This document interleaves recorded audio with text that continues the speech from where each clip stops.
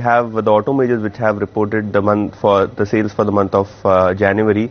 We have Bajaj Auto, which has slightly disappointed most of the analyst anticipations. The sales number on an overall basis for Bajaj Auto have come in at 3.47 lakh units versus our estimate of 3.55 lakh units. The export market has more or less compensated for the slowdown that we have seen in the domestic market. The domestic market sales are almost down 1% on a year-on-year basis. So let's see how the stock reacts to this particular news bit.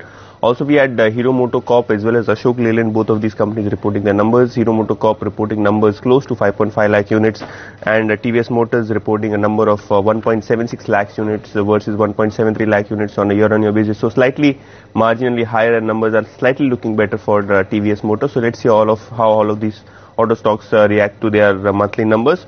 On the earnings front, we had Divi's Lab as well as Indian Bank. Both of these companies had reported numbers. Both of the numbers coming slightly below what analysts had anticipated. Indian Bank net profit came in at 331 crore, down 37% on a year-on-year basis. Their gross NPAs came in at 3.2% versus 2.06% on a quarter-on-quarter basis. So a 100 basis points increase in gross NPAs is what we have seen for Indian Bank during the quarter. The stock has more or less been flattish on a 1 month basis. So let's see how the stock react to this one. Most of the analysts are anticipating a 5% cut coming in there. And finally, we have Divi's Lab, wherein again sales as well as margins have disappointed. We had sales which came in at 533 crore, up however by 28% on year-on-year basis.